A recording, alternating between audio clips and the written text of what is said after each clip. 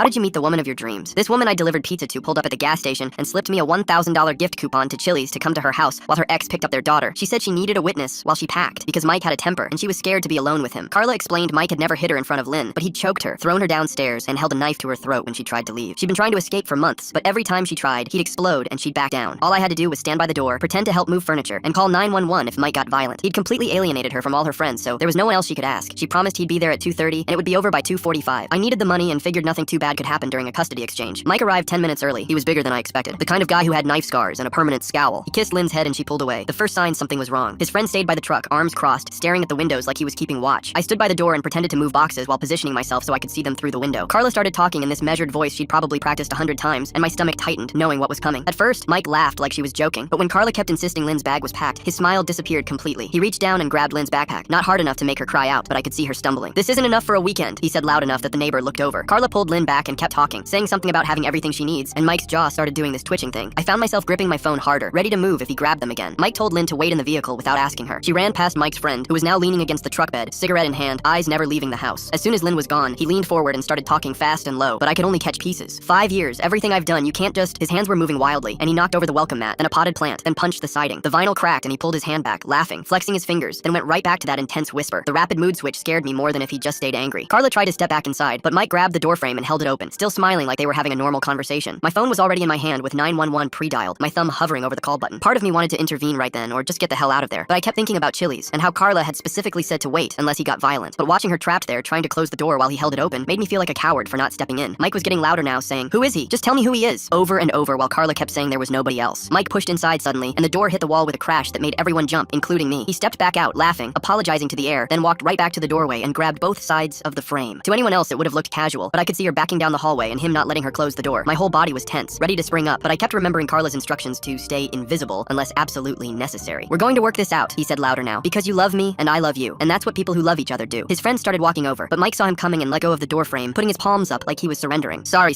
just having a passionate discussion with my wife," he said, and his friend hesitated. That's when Carla said clearly, "I'm not your wife anymore," and Mike's face went completely blank, like she'd hit a switch. He stepped inside slowly this time, deliberately, and walked toward the living room where I could see the packed boxes. She pressed herself against the wall as he leaned down to look at the labels, his hand on her shoulder, holding her there. I started to move because this was it. This was the moment I was supposed to protect her, but he must have sensed the movement because his head snapped up and he looked right at me through the window. Not a glance, but a real look like he was memorizing my face. My blood went cold. "You need something?" he asked me, his voice weirdly calm. I said, "No, just helping move these boxes," but he kept staring. Then he looked at Carla, back at me, and I saw it click in his eye. My heart was pounding so hard I was sure he could hear it as he walked to the door slow, both hands visible, but somehow that made it worse. He pushed it open and stood in the doorway like we were old friends about to catch up. "You're with her, aren't you?" he said quietly, leaning forward. "How much did she pay you to play hero?" He shifted his weight, and I saw the outline of something tucked in his waistband. Full story on channel linked below.